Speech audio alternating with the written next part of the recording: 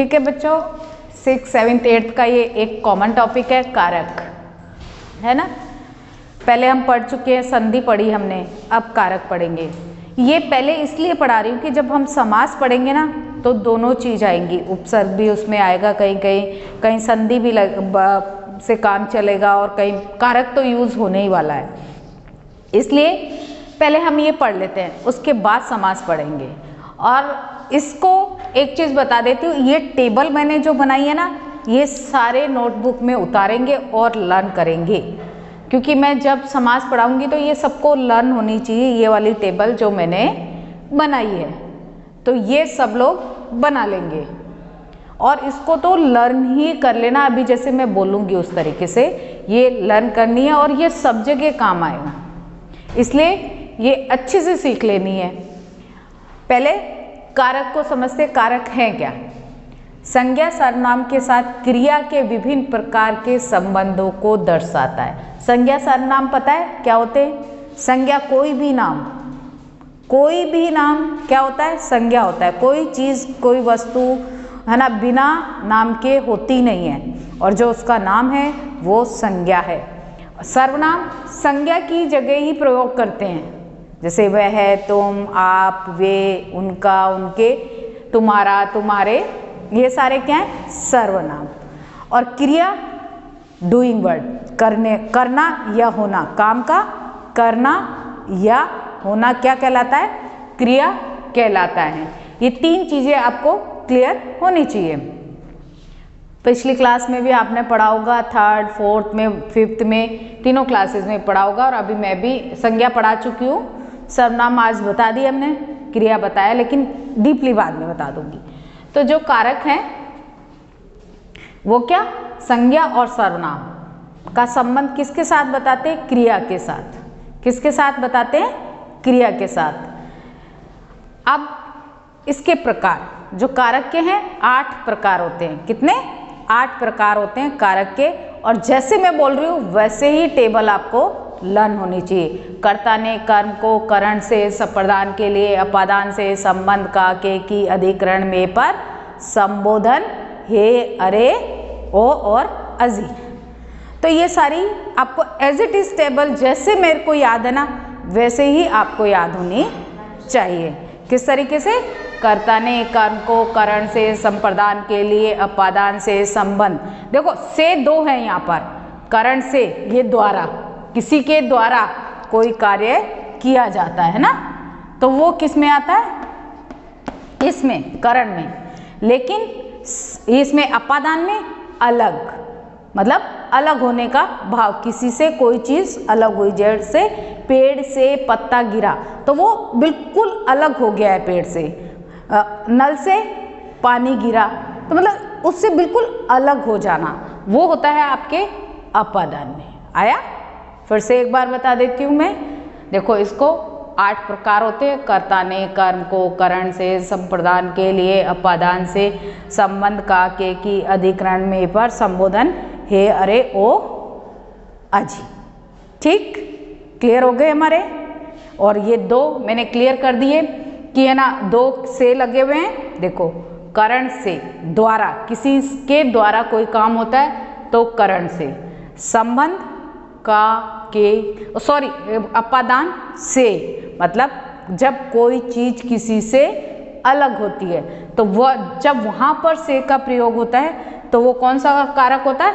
अपादान। बच्चों, मैंने इसके आगे कर्ता कारक, कर्म कारक ये नहीं लिखा है, वो आप लिख लेना, ठीक है, क्योंकि ये कारक के भेद हैं। ये आपको याद होने चाहिए बहुत अच्छे से। समास, क्योंकि नेक्स्ट टॉपिक में जो बताने वाली हूँ वो समास ही है और उसमें इसका बहुत यूज होएगा, इसलिए आपको आना ही चाहिए। अब सबसे पहला है हमारा कर्ता कारक। कौन सा है? कर्ता कारक, करने वाला। कर्ता मतलब करने वाला। तो इसमें संज्ञा सर्वनाम के द्वारा करने वाली क्रिया का बोध होता है। जैसे छात्रा ने दौड़ लगाई, छात्रा ने क्या लगाई? दौड़ लगाई। विदुर खाना खाता है, सविता ने खाना खाया। उदित बाजार जाएगा, मतलब किसी कर्ता के द्वारा, इसमें ये होता है मेन, है ना। इसका संबंध किससे होता है? डायरेक्ट क्रिया के साथ होता है। और कभी कभी है ना इसमें एक और होता है, जैसे से, के द्वारा, द्वारा। तो कहीं पर जैसे भाववाच्य में या कर्मवाच्य में, चौकीदार के द्वारा चोर को पकड़ा गया। को नहीं लगाएंगे, को लगाया मतलब गलत, जहां गलत हो तुरंत एक्टिव हो जाओ और क्या ये गलत है ना। तो चौकीदार के द्वारा चोर पकड़ा गया, अगर को लगा देंगे तो हमारा ये कौन सा? कर्ता कारक नहीं रहेगा। दूसरा है हमारा कर्म कारक। कौन सा? कर्म कारक। कर्म मतलब जिसमें संज्ञा या सर्वनाम पर, मतलब किसका? क्रिया का। इसमें क्या था? सर्वनाम और संज्ञा का क्रिया पर पड़ा था, और अब कर्म में क्रिया का संज्ञा और सर्वनाम पर पड़ेगा प्रभाव। जैसे देखो, सिपाही ने चोर को पकड़ा, सिपाही ने चोर को पकड़ा, यानी प्रश्न बनाना सीख लो। क्या सीख लो? क्वेश्चन बनाना सीख लो। जैसे शबाना गाड़ी चलाती है। क्या चलाती है? गाड़ी। क्या चलाती है? गाड़ी। राम क्रिकेट खेलता है। क्या खेलता है? क्रिकेट। ये क्या है? कर्म कारक। इसमें क्वेश्चन, बस पीछे आपको आ जाना चाहिए। प्रश्न लगा दिया, बन गया, और उसका आंसर क्या निकल रहा है? जो हमारा वो है सर्वनाम या संज्ञा है, वो आंसर आ रहा है। और सॉरी, क्रिया हमारा आंसर आ रहा है, तो वो हमारा क्या है? कर्म कारक है। जैसे इसमें बच्चा रोटी को खा रहा है, तो बच्चा किसको खा रहा है? किसको खा रहा है? रोटी को। किसको? रोटी को। दीपिका सेब खाती है। क्या खाती है? सेब। क्या खाती है? सेब। तो ये चीज आपको आ जाएगी, कर्म कारक होता है अपना। तीसरा है कर्ण कारक। किसी क्रिया को करने के लिए कर्ता जिस साधन का सहारा लेता है, यानी साधन का सहारा। आप कोई भी काम करते हो तो किसी के द्वारा करते हो, ऐसे तो नहीं कि आप को कोई ना कोई उस टूल्स चाहिए, साधन चाहिए मतलब करने के लिए। जैसे संगीता ने चाकू से फल काटे। किससे काटे? चाकू से फल काटे। तो यहाँ क्या लिया उसने फल काटने के लिए? चाकू लिया। क्या लिया? चाकू लिया। फल काटने के लिए क्या लिया उसने? चाकू लिया। ऐसे ही माली ने फव्वारे से पानी दिया, मतलब फव्वारे से पानी दिया। यानी करण कारक में क्या होता है? किसी के, मैंने पहले भी बताया, द्वारा, है ना। तो किसी के द्वारा वो काम होता है, कोई ना कोई साधन यूज में किया जाता है, कोई ना कोई साधन का प्रयोग उसमें किया जाता है। तार द्वारा, है ना, मैंने बताया ना, तार द्वारा भी, किसके द्वारा? तार द्वारा सूचना मिलते ही रोहन गांव चला गया। किसके द्वारा सूचना मिली? तार द्वारा। यानी कोई न कोई इसमें क्या होता है?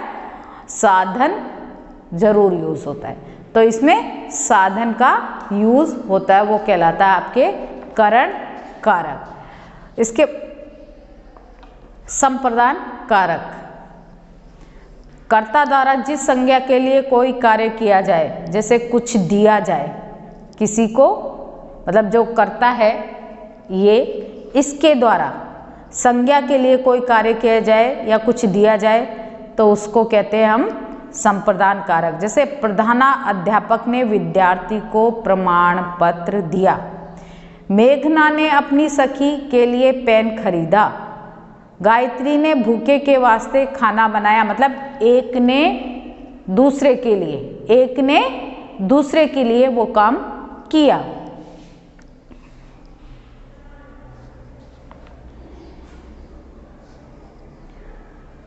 विद्यालय में खेलने के लिए मैदान नहीं, खेलने के लिए क्या नहीं है? मैदान। तो यहाँ पर है ना, इसमें ये कई बार है ना ये चीजें भी आती हैं, जैसे संप्रदान कारक और कर्म कारक दोनों का परसर क्या है? को। संप्रदान क्या है? कहाँ चलो ये रहा, और कर्म को, इसमें भी को यूज होता है और इसमें भी। दोनों का क्या समझना है हमको, यहाँ पर डिफरेंस समझना है। क्या समझना है? डिफरेंस समझना है। इसमें क्या है, संप्रदान में के लिए, किसी के लिए कोई काम किया जाता है, और इसमें क्रिया का फल संज्ञा और सर्वनाम पर पड़ता है। किसका? क्रिया का फल किस पे पड़ता है? संज्ञा और सर्वनाम पर पड़ता है। तो ये दोनों में क्या है? अंतर है। ये ध्यान रखने वाली चीजें हैं। इसके बाद है अपादान कारक। अपादान मतलब अलग होना, संज्ञा से अलग होना, क्या कहलाता है? अपादान कारक। मैंने देखो यहाँ पे अपादान से इसका वो है अलग होने का भाव होता है। जैसे पेड़ से पत्ता गिरा, गंगा गौमुख से निकलती है, निकल जाती है, वहां से आ जाती है ना, मतलब उससे अलग होती है। कोई भी चीज का अलग होना किसी से। पेड़ से फल गिरा, नल से पानी गिरा, तो ये सारे किसके?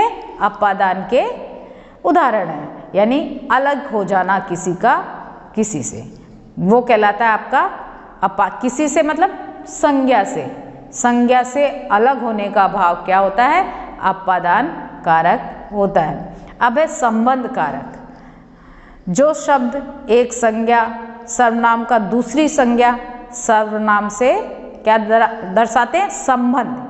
नाम से पता चलता है, रिलेशन, यानी एक संज्ञा सर्वनाम से या सर्वनाम संज्ञा से क्या बताता है? आपस में संबंध बताते हैं। क्या बताते हैं? रिलेशन। उनका आपस में क्या होता है? संबंध होता है, वो कहलाता है आपके संबंध कारक। वर्षा में नीम का पेड़ हरा भरा हो गया।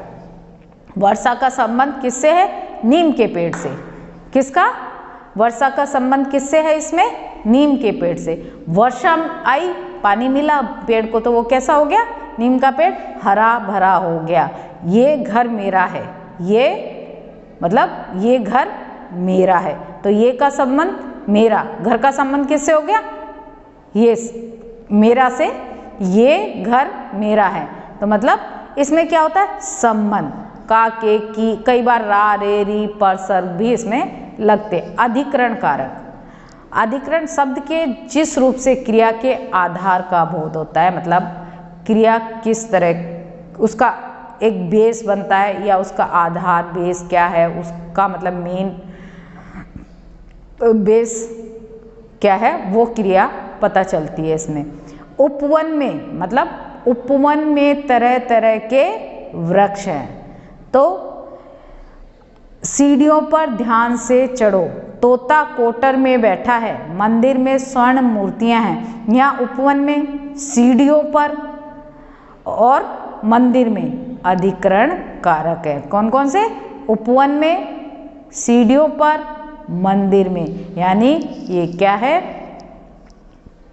सीढ़ियों, उपवन और मंदिर में, मैंने बताया में, पर, है ना, तो ये क्या है? आपके अधिकरण कारक। ये और लास्ट में है आपके संबोधन।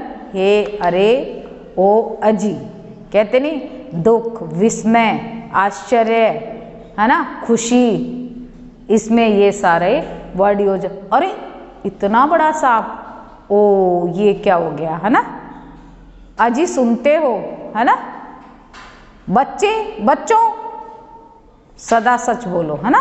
तो ये सारे क्या है? किसी को संबोधन देना, मतलब ये कहलाते हे राम, अरे बेटा, अरे तुम क्या कर रहे हो, तो ये सारे क्या है?